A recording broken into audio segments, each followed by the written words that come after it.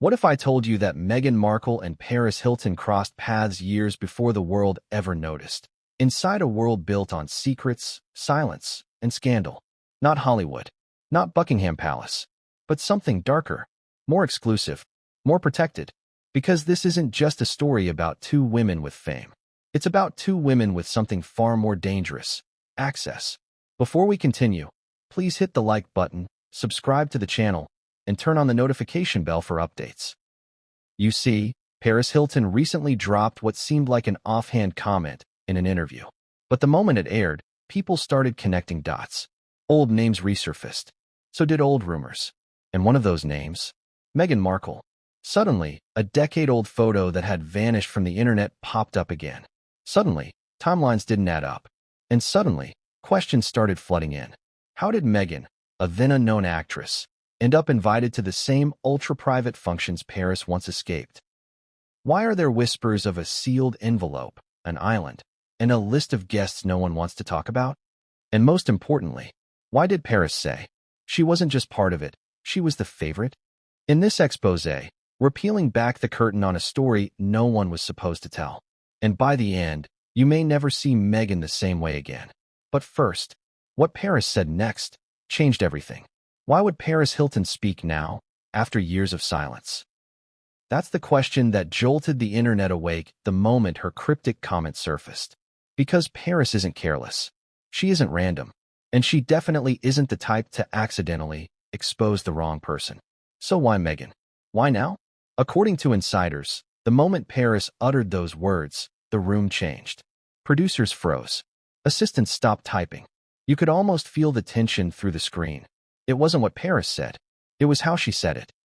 Quiet, controlled, almost rehearsed. She leaned forward and whispered. Some people weren't just at those events. They were chosen. Chosen for what? Chosen by whom? Chosen why? That single sentence detonated online. Comment sections exploded. Old Hollywood blogs resurrected archived posts. People who hadn't spoken in years suddenly remembered odd coincidences. And one name kept surfacing: Meghan. Paris claimed she once saw a list. A private list. A list of guests who received special access. Access no one was supposed to have. And when she saw Meghan's name on it, she felt the kind of shock that never leaves you. Because, as Paris put it, she wasn't supposed to be there. And if Meghan wasn't supposed to be there, then who put her on that list? And more importantly, why? Because the truth behind that name leads us straight into Meghan's unknown early circle. How does a struggling actress with no name recognition, no powerhouse agent, and no elite family ties suddenly start getting invitations to events meant for the global elite? That's what people began asking when Paris Hilton's whisper put Meghan Markle in the middle of a swirling storm of elite secrecy. Because Meghan didn't just stumble into this world. Someone opened a door for her. And it wasn't a door you find on a studio lot. Before the royal titles, before suits, before even the red carpet appearances, there were the early years. The lost years. Years most people skip over when they talk about Meghan. But behind those glossy photos and rehearsed interviews, something didn't quite add up. A young woman from the Valley, somehow appearing at high-end charity balls in Manhattan, rubbing elbows with people she didn't technically belong in the room with. Who was her plus one? Who signed off on those guest lists? There's a photo, almost impossible to find now, of Meghan at a rooftop party in Tribeca. The image isn't shocking at first glance. A simple cocktail dress, laughing with a few industry types. But look closer. There's a woman in the corner. A woman whose name, though rarely mentioned in public, appears on every leaked guest list tied to the now infamous private flights and sealed docs. And Meghan? She wasn't just talking to her. She was toasting with her. So here's the million-dollar question. Was Meghan being recruited? Or had she already been chosen? Because just weeks after that rooftop moment, Meghan reportedly received an invitation. Not an email, not a phone call, an envelope, cream-colored, no return address, no stamp. Inside, a location, a dress code, and a time, and nothing else. She kept it secret, even from her closest friends. But when Paris saw that envelope, she said she recognized it instantly. And what came next wasn't just another party. It was the first step toward what Paris would later call the circle. What really happens at the events where phones are banned, names are redacted, and security is tighter than a state dinner. That's the world Meghan allegedly stepped into when she accepted the cream-colored envelope. And according to Paris, once you walk through those doors, you don't come out the same. The party wasn't at a hotel. It wasn't even listed on GPS. Guests were shuttled in blacked-out vehicles, told not to speak to drivers, and forced to sign NDAs so ironclad they made Hollywood contracts look like permission slips. This wasn't Hollywood. It wasn't even showbiz adjacent.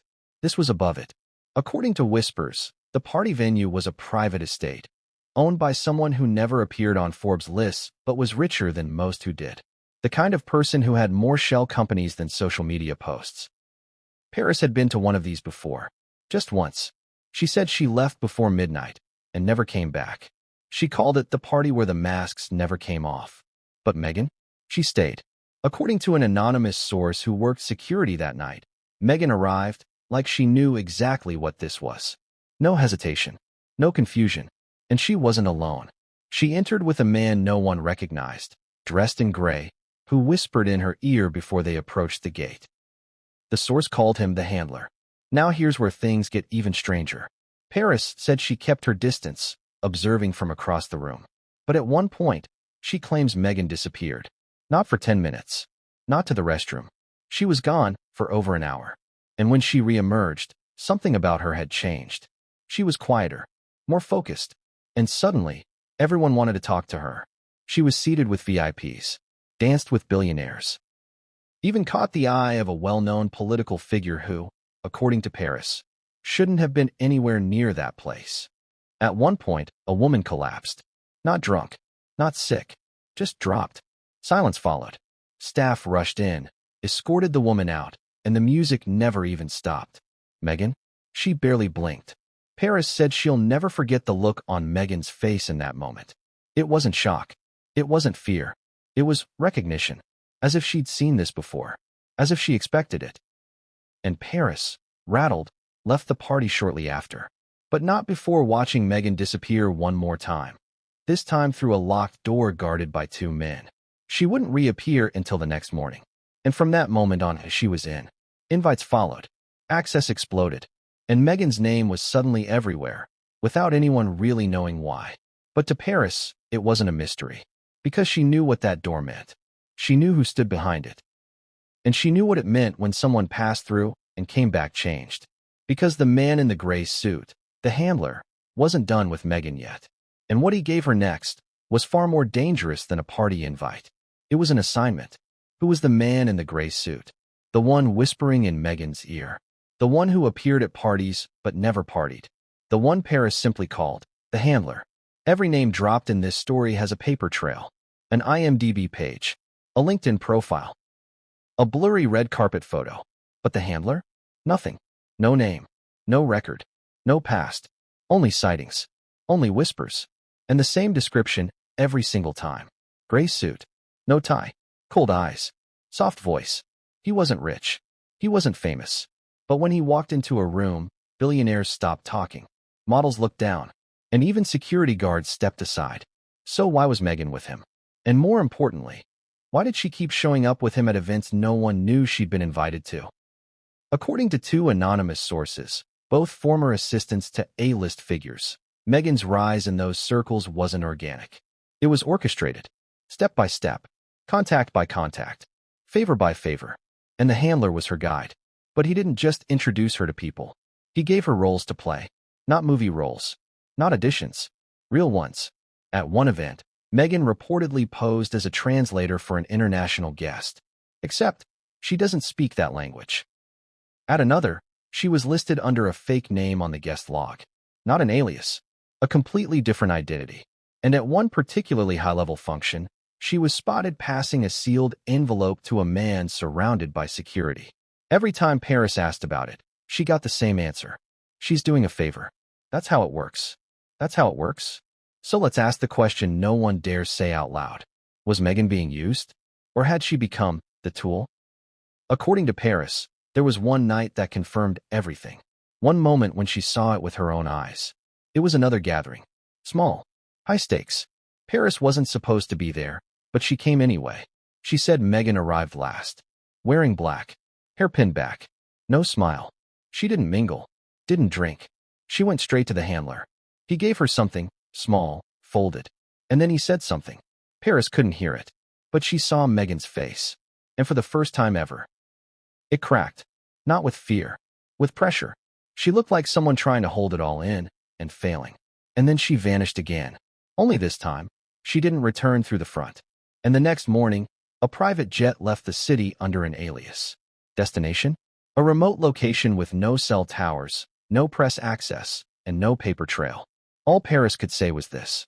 She wasn't going to a party anymore. Because this wasn't about champagne or status or celebrity anymore. It was about delivery. Of what? Or who? That answer lies in what Meghan received next. And it came in a plain envelope with a wax seal. It looked harmless, unassuming. A plain ivory envelope sealed with wax, deep red, stamped with an insignia no one could identify. But according to Paris, this wasn't an invitation. It was a command. The moment Meghan opened it, something shifted. This wasn't the usual discreet gala or off-the-record after-party. This wasn't another chance to charm, impress, or climb. This was different. The envelope contained only 3 things. A date, a set of coordinates, and a number, 7. No time, no name, no instructions. Paris said when she saw Meghan holding it, she recognized the look in her eyes. Not curiosity, not excitement. Something colder, something like resignation. You see, in those circles, some envelopes mean opportunity. But others? They mean obligation. Paris had seen one before. Years ago. She didn't open hers. Meghan did. And when she did, the handler reappeared, without warning. He told her what to pack, what to wear, what to leave behind. She wasn't allowed to bring a phone. No staff, no identification, just herself. And a passport under a name no one in her real life had ever heard. Now here's where it gets strange. The coordinates traced to a small private island. Not the infamous one, but nearby. Unmapped on civilian GPS. Only accessible by sea or private aircraft. Paris called it the Shadow Island. Because no photos exist. No satellite captures. No celebrity has ever spoken of it. But the names who've been there? Whispers say, politicians, royals, tech giants. Not to party. To decide. To trade favors. To choose pawns. To groom future faces. And Meghan? She was flown in under code Violet 7. Paris said that code meant something very specific. A tool in active preparation. She claimed that's the moment Meghan stopped being a guest and became an asset. Once she landed, she was stripped of her name. She was told to wear white, to remain silent unless spoken to follow the schedule, a document kept in a sealed binder and handed to her at the dock. She was assigned to Group 2. For other women, all anonymous, all watched. Paris knew of 2 names in that group. One became a major European pop star. The other vanished completely. Meghan? She stayed 3 days. And when she returned, according to the person who picked her up from the jet, she didn't speak for hours. Just stared out the window. Blank. Detached. But the next day, she smiled again. Posted a quote about the power of reinvention. And just days later, she landed her first major press feature. It was as if she'd flipped a switch. As if someone had activated the next phase. Paris would later say, that island isn't where you go to be seen. It's where you go to be reshaped. And Meghan? She'd just been reshaped into something far more valuable. But not everyone was happy about it. Because shortly after Meghan returned, someone disappeared. Someone important. And that disappearance would cast a shadow over Meghan's next move forever. It wasn't just any night. It was the night everything stopped feeling like a game. According to Paris, the disappearance wasn't an accident. It wasn't a mistake. It was a message. The event was held at a sprawling estate. Somewhere between Aspen and nowhere. Guests were flown in under code names. Phones collected. Windows blacked out. Security was so tight even Paris, a veteran of high society circles, admitted she felt watched from the walls. And Meghan? She was not a guest this time. She arrived early. Dressed simply. No makeup. Hair pulled back. Silent. She didn't mingle. Didn't drink. She took direction. She followed the handler through a service entrance, not the grand staircase. That's when the guests noticed her. The woman in the red dress. Nobody knew her name. She wasn't famous. Not a regular. But she drew attention. Sharp. Smart. Magnetic. and she seemed out of place. Paris said she saw Meghan speak to her, briefly, just once, just before midnight. And then, the music stopped, just for a second. The lights flickered, and when they came back, the woman was gone. Not excused, not escorted, gone. Security scrambled. No one could find her. Her name wasn't on the guest list. Her belongings were still in the coat room. Whispers started. She wasn't supposed to be here. Did she take something? Was she asking questions? And Meghan? She remained still, unbothered, staring at the center of the room like it hadn't happened, until the handler appeared beside her. He whispered something, and she nodded. Paris said it was the coldest she'd ever seen Meghan. No emotion, no concern, as if what had happened was expected. And then, for the first time that night, Meghan spoke. One sentence, just loud enough for the people near her to hear. She didn't follow the rules. That was it. She didn't follow the rules. What did that mean? What rules? What had the woman seen? What had she done? And more importantly, how did Meghan know?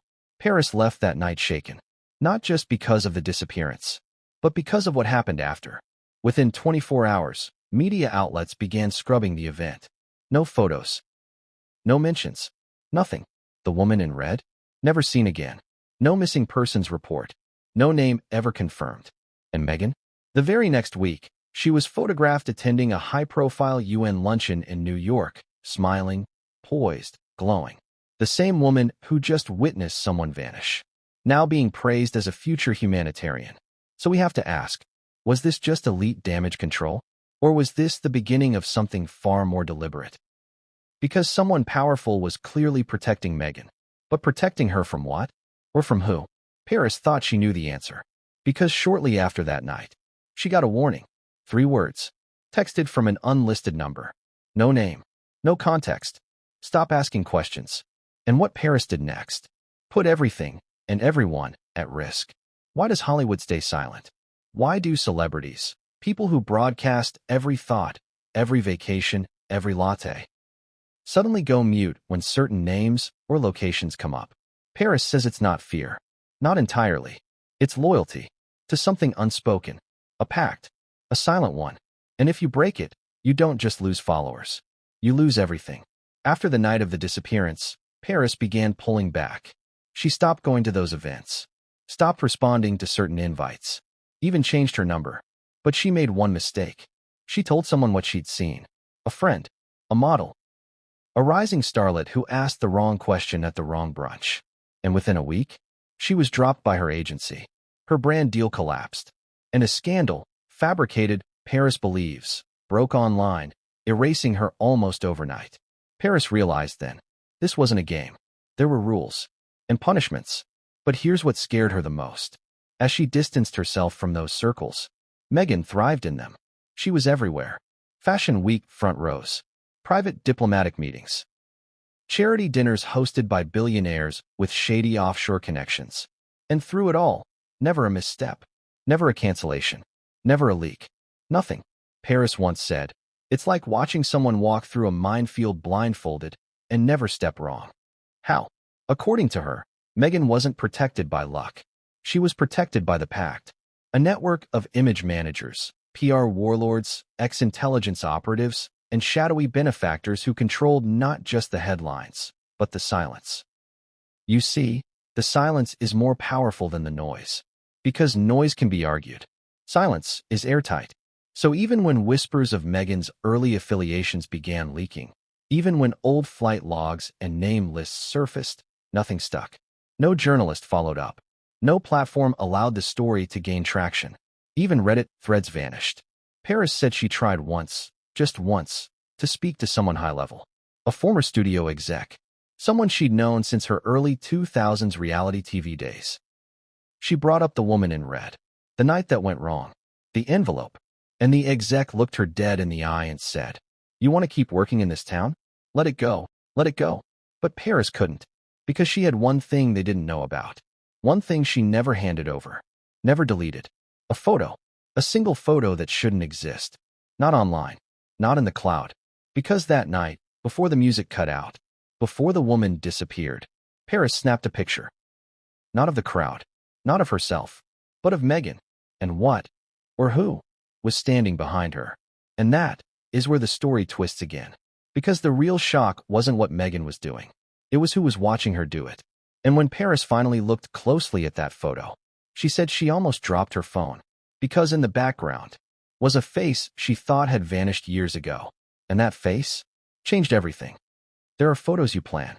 There are photos you regret. And then there are photos that shouldn't exist at all. Paris had one.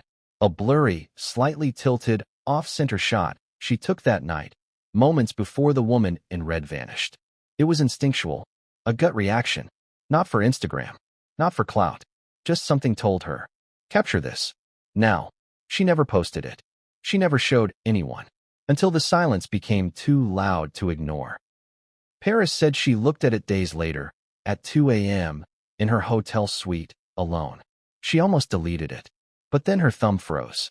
Because behind Meghan, standing in the shadows, barely in frame, was a face. Half-lit, half-hidden, but unmistakable. It was a man Paris hadn't seen in years. A man she thought had vanished.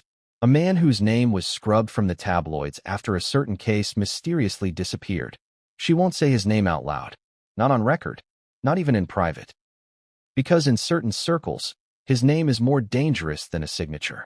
You say it, and people start dying in accidents, losing jobs, losing memories. The last time someone posted about him, the tweet was deleted in under 30 seconds. Not flagged, deleted. And not just from Twitter, from the Wayback Machine. From Google Cache. Gone. That man was supposed to be off the grid. Exiled. Vanished. Yet there he was, right behind Meghan, staring directly into the lens. And here's where things turn even darker. Paris brought the photo to a friend, an expert in digital forensics. Not a paparazzo. Not a journalist. Someone who used to work with military surveillance. He studied it, zoomed in, adjusted shadows, enhanced contrast. Then he looked up at her and said, "You didn't take this photo. That's not possible." Why? Because the angle, the elevation, was too high for where she was standing. The metadata didn't match the phone model. The shutter speed was abnormal. There were two shadows cast from a single figure in the background. And worst of all, the timestamp showed the image was taken 13 minutes after the woman disappeared. But Paris swore she took the photo before that moment. So what does that mean? Was her phone altered? Was someone else taking photos through her lens? Or had she been handed a piece of evidence created after the fact? And if so, by who? Because that man in the background? He wasn't watching Meghan. He wasn't watching the room. He was watching Paris. Directly. Unblinking. As if he knew the photo would be taken. And here's the kicker. A week later, Paris's cloud storage was wiped. Her passwords failed. Her backup drives corrupted. Even her offline vault drive, physically destroyed while locked in a storage unit. The only copy left? A printed version she'd mailed to herself for legal protection, unopened. And that copy? She's hidden it. Somewhere even she won't say. Because in that photo was something more than just a man in the shadows. In the bottom right corner, barely visible, was a hand. A woman's hand, holding something metallic. And the sleeve? It matched the woman in red. Which means she didn't vanish. She was taken. And Meghan? She was the last person to speak to her. So now we have a new question. If that woman was taken, where did she go? And what did Meghan say in that final whispered moment? Because the answer to that might be hidden in a journal Meghan thought was long buried. And Paris just found a page of it. What if everything we thought we knew about Meghan Markle was a carefully constructed illusion? Not just the rags to riches story. Not just the outsider-turned-duchess fantasy. But something deeper. Something strategic. Paris called it the performance. A role so deeply embedded, even Meghan might have forgotten where it began. According to Paris, the more she dug, the more she found cracks, hairline fractures in the narrative the world had been sold. Take the timelines. Meghan's public story has her struggling through auditions, teaching calligraphy, doing odd jobs between bit roles on TV. But during those exact same months, she was appearing at events with billionaires, politicians, and Silicon Valley pioneers, some of whom had never spoken publicly before or since. Paris mapped it out. The calendar didn't add up. You don't hustle in LA and appear at a secret yacht summit in Santorini in the same week. Unless, of course, you're living two lives. Paris referred to it as the clean narrative versus the shadow track. The clean narrative is what we saw. The actress, the hustler, the philanthropist, the shadow track? That's what only a select few were privy to. Encrypted invites, off-the-record flights, guest lists stored on servers offshore. And Meghan's name? It was on both sides. One email Paris claims to have seen, recovered from an old private server, referred to Meghan not by name, but by codename. Echo Violet. The same designation used during her trip to the island. That's not a coincidence. That's a classification. And Echo Violet, according to the documents, had assignments. One in particular stood out. It referenced a transfer of influence material. Not cash. Not physical goods. Something else. Paris believes it was intelligence. Soft power. Reputational leverage. Photos. Recordings. Secrets. Meghan wasn't just being groomed as a pawn. She was becoming a courier. And that explains the strange moments we've all seen. Those bizarre glances at royal engagements, the overly controlled interviews, the sudden media wars that seemed too orchestrated to be real. She wasn't just navigating fame. She was managing surveillance. But who was pulling the strings? Paris kept returning to one moment. A quiet, easily overlooked incident. A fundraiser Meghan attended just before meeting Harry. At that event, Paris claims she saw Meghan in deep conversation with someone from a private intelligence firm. Not a paparazzo, not a journalist. A man whose company was later exposed in a political disinformation scandal overseas. And what Paris overheard chilled her. She didn't catch the whole thing, just a fragment as she walked by. Meghan had said, "I don't mind being the face, as long as I get the final edit." The face? Of what? That's the question. Because Paris started wondering, was Meghan ever in control? Or had she been playing a role she couldn't walk away from? The deeper she went, the clearer it became. There were two Meghans, and only one of them was allowed on camera. The other? She operated in silence, in shadows, through whispers, symbols, and favors. And someone else knew that truth, too. Because the journal Paris recovered, a partially burnt, water-stained notebook from an estate in Provence, contained a single scrawled sentence on the back page. "They promised me power, but I became a mirror." A mirror? Was Meghan reflecting someone else's agenda? Or worse, hiding her own? Either way, Paris knew one thing. Meghan wasn't working alone. She had protection. She had a plan. And she had one secret left buried. One that tied back to a place no one ever expected. Because the next document Paris found was stamped with the seal of a royal office. And if it's real, then this story doesn't just expose Meghan's secret life. It ties it directly to the crown. What happens when someone who once protected the secret decides to break the code? Paris Hilton had kept quiet for years. Played the game. Smiled for the cameras. Laughed at the right moments. Deflected. Distracted. Denied. But everyone has a breaking point. And for Paris, it came in the form of a letter. Handwritten. No return address. Delivered by courier. No tracking number. Inside, one sentence. Echo Violet is active again. No explanation. No threat. Just a chilling confirmation. Paris hadn't heard that codename in over a decade. She'd hoped it was buried, forgotten, retired. But it wasn't. And Meghan? She was back in the role. Back in the game. Except now, she wasn't answering to handlers. She was commanding the board. That's when Paris made a choice. She would break the pact. Not because she wanted revenge. Not because of fame.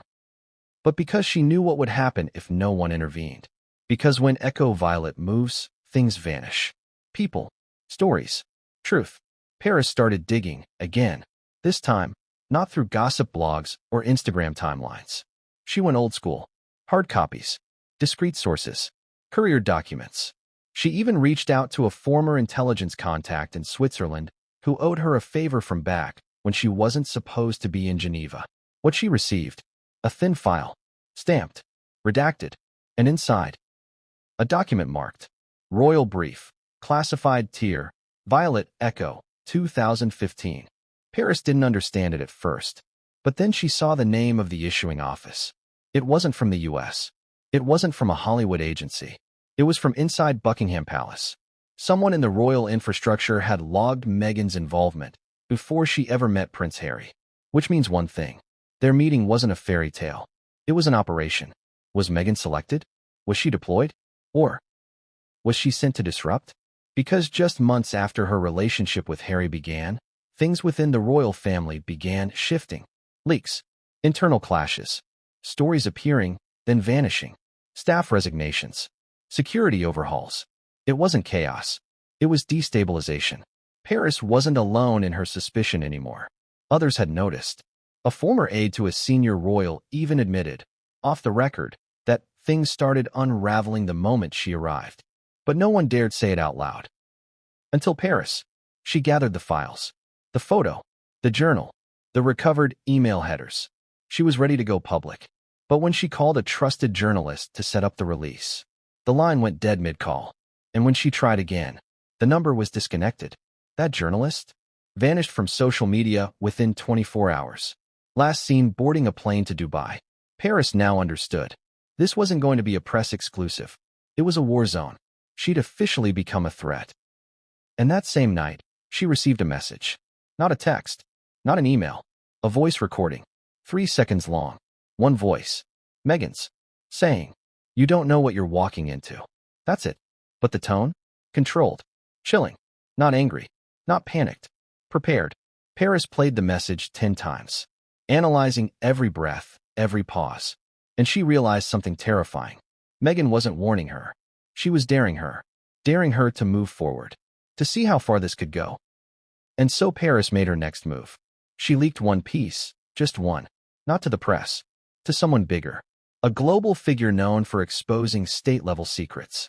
And what that person did with it would set off a chain reaction that no PR team on Earth could contain. Because once the leak hit the encrypted back channels, the file marked Echo Violet went global. And Meghan? She went silent, vanished from public view for 9 straight days. When she returned, everything about her had changed. Her team, her tone, her alliances. But one thing hadn't changed. The look in her eyes. And that's when Paris realized. Meghan wasn't running. She was reloading. There it was. Plain, clinical, ice cold. A single manila folder marked only with 2 initials, MM. Paris had seen her share of confidential files. From NDAs that would make your head spin to sealed depositions behind the glitz of brand empires. But this was different. This was a file built for control. It wasn't about scandal. It wasn't about gossip. It was about leverage. The contents were gathered from multiple countries, confirmed via metadata, pages in different languages, coded notes, transaction records linked to blind trusts and burner accounts, travel manifests that didn't match Meghan's public movements. And, most chilling of all, recorded transcripts. Conversations Meghan allegedly had, over secure lines. Some encrypted, some barely audible, but they were there. Conversations with unnamed figures in code-named operations. Not about acting, not about charity, about targets, about information flow, about how to reorient the narrative if destabilization becomes public. It didn't sound like someone managing a celebrity brand. It sounded like someone managing an operation. One note in the margin read, Asset Echo Violet progressing. Maintain control through Phase 3. Phase 3. Paris couldn't breathe. Because according to this file, Meghan wasn't being watched. She was being deployed. And there were timestamps, too. Each phase was dated. Phase 1, 2014. Phase 2, 2016. Phase 3, 2020. The year Meghan and Harry left the royal family. The year the monarchy was rocked by one of the most unexpected exits in modern history. And if this file was real, and it looked very real, that meant the departure wasn't spontaneous. It was scheduled, engineered. Every press fallout, every leak, every so-called private detail spilled to Oprah could have been part of the plan. And Paris wasn't the only one who had seen it. The leak she sent out in Chapter 10? It worked, but not in the way she expected. It didn't make headlines. It made headway. Insiders started whispering. Former aides reached out. People who had gone dark suddenly started showing signs of life. And one of them? An ex-intelligence analyst from the UK's Diplomatic Protection Group. He contacted Paris through a burner encrypted line and said, I can confirm the existence of the file, but what you have is only part of it. There's more? He claimed the full dossier contains psychological evaluations, influence profiles, training logs, and, worst of all, black file contingencies.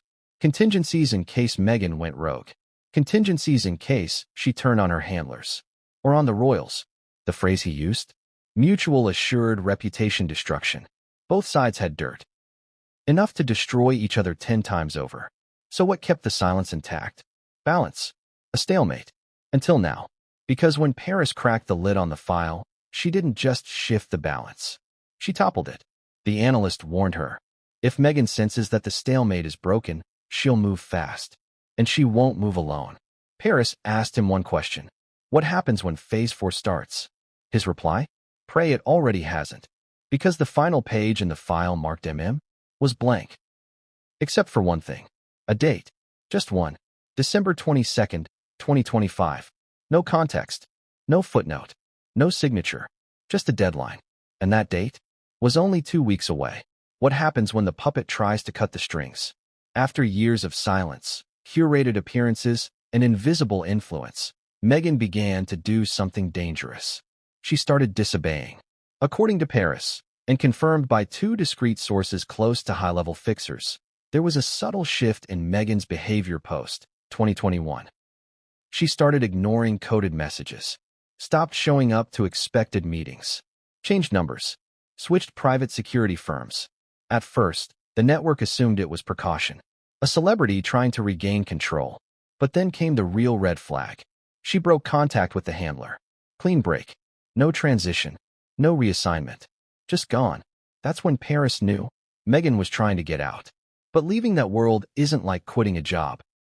You don't resign from something that knows your every move, every mistake, every vulnerable truth. And Meghan knew that. So she did what the trained do. She masked it. Built the illusion of a clean, post-royal life. Podcasting. Documentaries. Business ventures. But underneath, she was quietly deleting contacts, encrypting drives, selling properties through proxies, reassigning ownership of shell companies. Then came the telltale sign. She shut down a trust account connected to one of the same island properties tied to Echo Violet. And when that happened, people took notice. Not the press, not the fans, the invisible ones. Paris heard whispers. A black SUV tailing Meghan's mother. Unusual security personnel lingering too long at a Santa Barbara cafe. An assistant's laptop wiped after a routine update. It was subtle, but precise. The network wasn't retaliating yet. It was watching, calculating. And Paris feared what would happen if Meghan pushed further. But Meghan didn't stop. She reached out to an old contact. Not in Hollywood. In Brussels. A woman who once helped high-risk political whistleblowers disappear. Someone trained to vanish a life without a trace. That contact was the backup plan, the final option. But the moment Meghan made that call, her name resurfaced in places it hadn't been seen in years. Encrypted server chatter, pinged satellite routes. Unusual cross-embassy chatter flagged in Canadian intelligence. And within 48 hours, a man showed up in Montecito. No appointment, no press, no visible ID. He entered Meghan's estate and stayed for 4 hours. When he left, Meghan's entire staff was dismissed. Every single one. She canceled 3 engagements, scrubbed 2 websites, and ghosted a major media partner. Some said she was overwhelmed. Others said it was strategy. But Paris knew what it really was. Meghan wasn't running anymore. She was fortifying. She knew the retaliation was coming. And she knew exactly who would lead it. Because the handler was back. But this time, not with instructions. With a demand. Return to Phase 4. Comply with protocol. Or face exposure. Paris said Meghan was given 72 hours. No extensions. No negotiations. But instead of caving, Meghan did something unthinkable.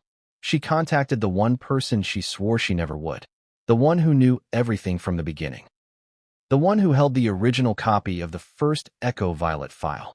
The one person powerful enough to burn the entire system to the ground. Prince Harry. Paris doesn't know what they said. No one does. But after that call, Harry boarded a flight. No press. No schedule. Just a destination known only to a handful of insiders. A private compound in the Seychelles, once tied to the same network that trained Meghan. He didn't go to rescue her. He went to negotiate. And what they offered him would either save Meghan's freedom or bury them both under a mountain of secrets no one was ever meant to survive. There's an interview. Never aired. Never transcribed. Buried so deep it nearly didn't exist. But Paris found it. Not the footage. Not yet. What she uncovered was something rarer and far more damning. The original producer's notes. Typed, time-stamped, marked with the words, "Do not distribute, legal hold." And across the top, subject, Meghan Markle/Echo interview draft, 2018. It was supposed to be a legacy piece. A quiet, dignified, prestige sit-down taped during Meghan's post-royal glow-up. High production value, controlled questions, minimal edits. Except, something went very wrong. According to the producer's notes, midway through the taping, Meghan did something completely unexpected. She went off script. She dismissed the teleprompter, leaned forward, dropped her smile, and said, "You know what? Forget the questions. Let's just talk." The crew froze. The director gave a silent wave to keep rolling. What followed was 15 minutes of what the producer called unusable brilliance. Meghan spoke of control, of disappearing identities, of performing roles she never auditioned for. She never named names, never used the words handler or operation or network, but the implications were undeniable. "I've lived a life that doesn't belong to me," she said, "and now that I'm trying to own it, people are trying to take it back." She smiled. But it wasn't a TV smile. It was something else. Defiant, feral, free. Then, she looked off camera and asked a chilling question. "Do you know what it's like to be someone else's weapon?" The producer stopped the feed 5 minutes later. Why? Because the handler walked in. Yes, he was there. Not in the room, but just outside, watching, as if he knew she would break. According to the notes, Meghan's team asked to review the footage before any broadcast. But it never got that far. The raw tapes were pulled, archived, then locked in legal limbo. Paris believes the footage still exists, not in a studio vault, but inside a private collection, owned by someone who has a lot more to lose than Meghan. And if that footage gets out, it rewrites everything. Because in the final 12 seconds of the interview, just before the camera cut, Meghan looked into the lens and whispered something. The producer only caught fragments, but they were enough to terrify him into silence. "I was never supposed to." Static. Flicker. "But I did." Silence. Then one last word. Whispered. Barely audible, but clear in intent. "Remember." What was she referring to? A person? A file? A plan? Paris doesn't know. But what she does know is this. Right after that interview, Meghan disappeared from public life for nearly 6 weeks. No sightings. No social media. No paparazzi. And when she returned, the spark was gone. She smiled again. Laughed. Wore the clothes. Said the lines. But something had changed. The attempt to break free had failed. The walls were back up. Tighter. But Meghan's final word, "remember," wasn't for the camera. It was for someone watching. Someone who didn't forget. And Paris? She thinks that someone might be Harry. Because the suppressed footage wasn't just an emotional purge. It was a coded message. And it may be the only insurance Meghan has left. Because what happens when that footage leaks? The network burns. But before that can happen, Paris must track down the one person who claims to have a copy. Someone who was at the original taping. Someone who went dark shortly after. Someone who just resurfaced under a new identity. At the L'Oreal Women of Worth Gala, they told her not to. They warned her. They threatened her. But Paris Hilton did it anyway. She released the file. Not to TMZ. Not to Vanity Fair. Not even to the encrypted back channels she'd used before. This time, she dropped it where no one expected. A decentralized leak platform used by whistleblowers and cyber dissidents. She uploaded 2 documents. A redacted version of the Echo Violet Phase report, and a time-coded snippet of the suppressed Meghan interview. Within 12 minutes, it went viral. Not on Twitter, not on the front page, but in the deep pockets of power, where information moves faster than news. Government inboxes pinged. Private intelligence firms scrambled. Major studios called emergency PR huddles. And the keywords trending on encrypted social channels? Echo Violet. Meghan Protocol. Leverage file. But what hit hardest was the video clip. 12 seconds of Meghan Markle looking directly into the camera and saying, "I was never supposed to," followed by static. The internet did what it does best. It speculated. It theorized. It panicked. But this time, something was different. Because shortly after the leak, 3 people publicly resigned from powerful roles. A UK intelligence advisor, a global media conglomerate CEO, a a Silicon Valley investor with deep ties to Hollywood financing. No statements, no apologies, just gone. Meanwhile, Meghan disappeared. Again, her PR team claimed she was taking time to reflect. Her projects were on pause. But Paris knew better. She wasn't retreating. She was resetting, preparing for the next move. Then, something strange happened. People started defending Meghan. Not fans, not stans, not even media allies, but power players, CEOs, billionaires, former political figures. Suddenly, a wave of op-eds and closed-door briefings painted Meghan as a victim, as someone who had survived a coordinated system of influence. The narrative shifted from suspicion to sympathy. And Paris? She was cast as a traitor, a fame-hungry opportunist, a reckless blonde trying to resurrect her early 2000s relevance.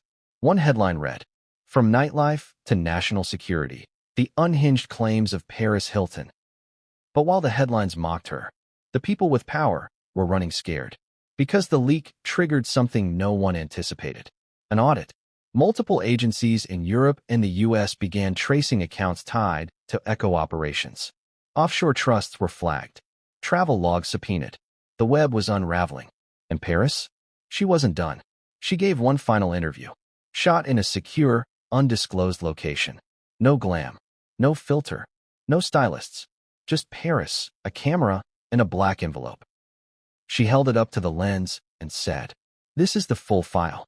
The names, the documents, the truth." Then she smiled, but not a Paris Hilton smile. This was the smile of someone who'd just detonated a bomb and was walking away from the fire. The interview aired for 24 hours, then disappeared. Scrubbed, flagged, copyright claimed by unknown parties. But it was too late. The file had been copied, dispersed, archived by thousands. The truth couldn't be undone. But Meghan? She still hadn't said a word. Until a new account appeared. No verification, no bio. Just a single post. A black screen. 3 words. "I choose silence." And underneath, the comments were locked. No replies. No reactions. Just one message, broadcast to those who knew what it meant. Paris knew what it meant. Silence wasn't surrender. It was strategy. Because Meghan's silence was the setup. The storm hadn't ended. It was just shifting gears. And what came next wouldn't be a leak. It would be a reckoning. It wasn't supposed to end like this. Not in a cold, windowless room. Not with silence hanging heavy between 2 women who once toasted champagne at parties the public never knew existed. But here they were. Paris Hilton, Meghan Markle. No cameras. No assistants. No PR teams. Just truth.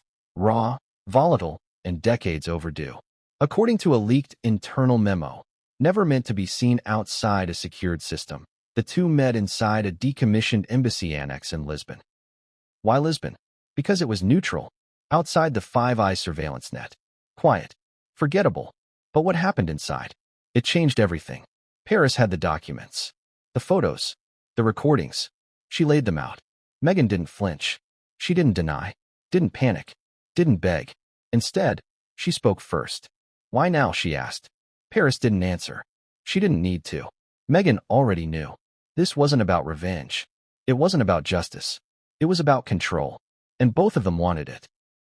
"You think you're exposing the machine," Meghan said quietly. "But you were the machine." That hit harder than expected. Because it was true. Paris had once been their golden girl. The distraction. The decoy. While others operated in the shadows, she danced in the light, pulling eyes away from the real players. And Meghan? She was the evolution. Refined. Strategic. Empowered. A new kind of asset. One who played the game so well, she made it look like freedom. Paris stared at her. All this time. "Were you ever real?" Meghan's reply? "I was real enough to make the world believe I wasn't." Silence. Then Paris pushed the final envelope across the table. Inside wasn't a document. It wasn't a recording. It was a key. A literal key. Steel. Unmarked. No label. Just cold weight and history. Meghan's eyes narrowed. "You kept it." "I hid it," Paris replied. "And now I'm giving it back." The key was rumored to open a storage unit in Geneva. One that held the last remaining hard drive connected to the Echo Violet initiative. A drive believed to contain the original recruitment videos, the real training archives, the blackmail failsafes, everything. Paris no longer wanted it. She wanted Meghan to have it. But why? Because Paris wasn't just passing the torch. She was passing the burden. Burn it, she said, or release it. But it has to end. Meghan held the key, looked down at it, then slowly slid it back. I'm not done yet, she said. That was the moment Paris realized the real twist. Meghan hadn't come to beg. She hadn't come to negotiate. She had come to win. Paris had burned down the system. But Meghan? She was already building something new. A new network. A new order. One where she wasn't the tool, but the architect. And behind her eyes, there wasn't malice. There was clarity. This wasn't a game to her. It never was. It was a transformation. Paris stood, slowly, as Meghan tucked the key back into her coat. We're not enemies, Meghan said softly. No, Paris replied. We're just no longer on the same side. They parted ways with no cameras. No headlines. Just a storm in motion. And as Paris disappeared into the Lisbon rain, one thought echoed louder than anything she'd uncovered. The truth wasn't the weapon. Meghan was. And the reckoning had just begun. So here we are, 28 chapters deep. One leak, 2 files, 3 whispered code names, and a storm that reached from Montecito to monarchy, from yacht decks to royal corridors, from Paris Hilton's whisper to Meghan Markle's silence.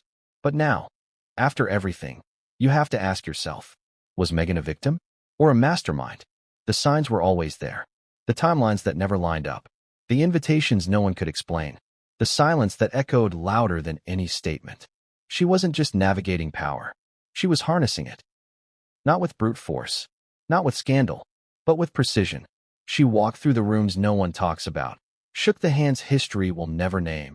And lived the kind of double life that only the most trained and most dangerous players ever survive. And Paris? She tried to warn us. Tried to hold the floodgates. But once the story cracked open, there was no going back. Because this wasn't just about Meghan. It was about the machine behind her. A machine of handlers, image makers, silence enforcers, and shadow diplomats, who use people like her the way others use microphones. As tools, as distractions, as weapons. But Meghan? She learned from them. She evolved. She became the first asset to reprogram the system from the inside out. And now, she holds the keys. Literally. Because whether she destroys that final drive in Geneva or drops it in a journalist's lap, she decides what survives. She decides who falls.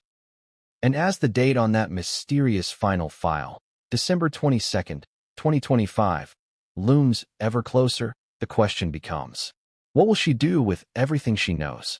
We've seen her smile. We've seen her cry. We've seen her walk behind crowns and walk away from them. But we've never seen her unleashed. Not yet. And when that day comes, if it hasn't already, one thing is certain.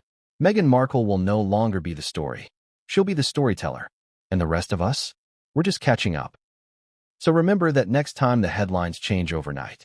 When a scandal gets buried. When a narrative shifts without warning. Because behind the curtain, behind the handlers, the agents, the royals, and the billionaires, there's Meghan. And she's not disappearing. She's just choosing her moment. Final word of advice. Watch December. There are photos you plan. There are photos you regret. And then, there are photos that shouldn't exist at all. Paris had one.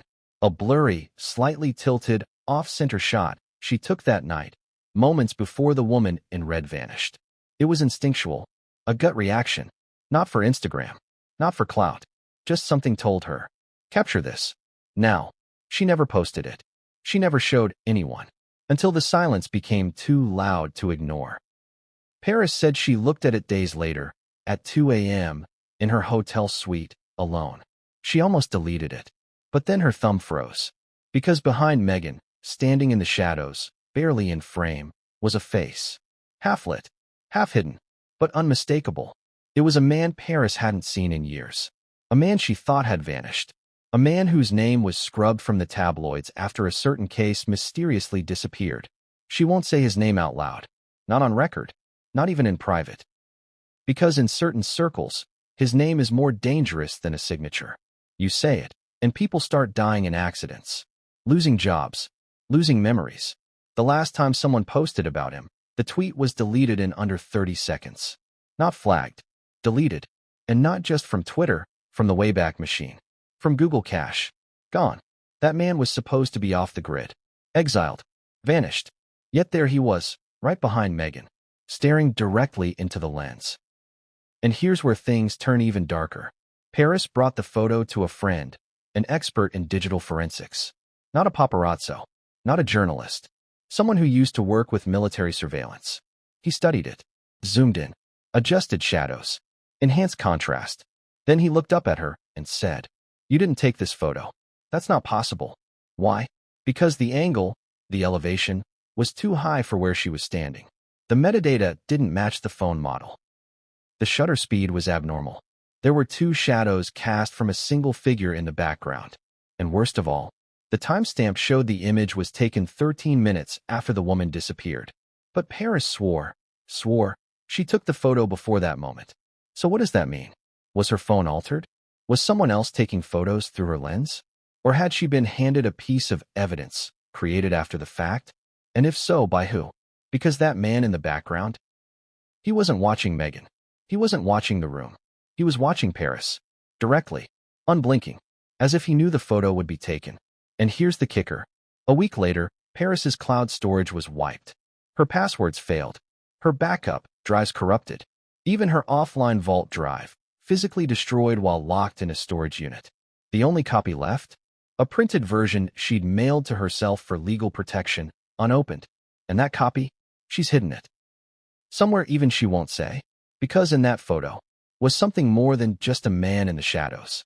In the bottom right corner, barely visible, was a hand. A woman's hand, holding something metallic. And the sleeve? It matched the woman in red. Which means she didn't vanish. She was taken. And Meghan?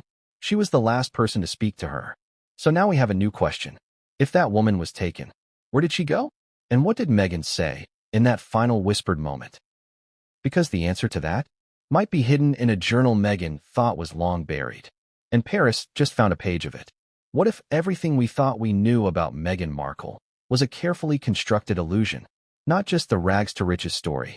Not just the outsider-turned-duchess fantasy. But something deeper. Something strategic. Paris called it the performance.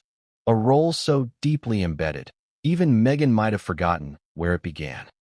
According to Paris, the more she dug, the more she found cracks, hairline fractures in the narrative the world had been sold. Take the timelines. Meghan's public story has her struggling through auditions, teaching calligraphy, doing odd jobs between bit roles on TV.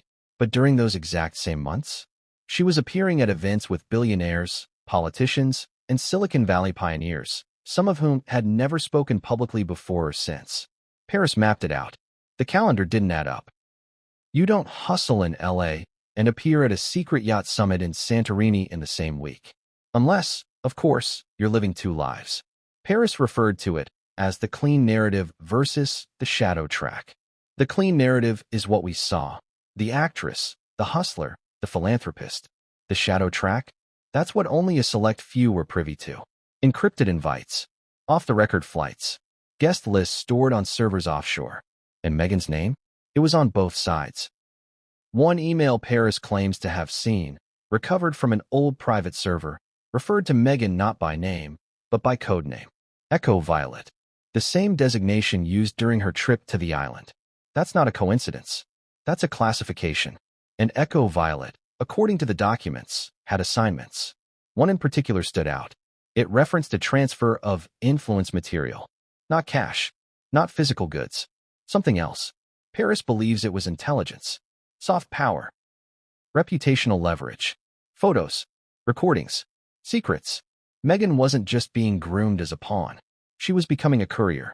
And that explains the strange moments we've all seen. Those bizarre glances at royal engagements, the overly controlled interviews, the sudden media wars that seemed too orchestrated to be real. She wasn't just navigating fame. She was managing surveillance. But who was pulling the strings? Paris kept returning to one moment. A quiet, easily overlooked incident. A fundraiser Meghan attended just before meeting Harry. At that event, Paris claims she saw Meghan in deep conversation with someone from a private intelligence firm. Not a paparazzo. Not a journalist. A man whose company was later exposed in a political disinformation scandal overseas. And what Paris overheard chilled her. She didn't catch the whole thing, just a fragment as she walked by. Meghan had said, "I don't mind being the face, as long as I get the final edit." The face? Of what? That's the question.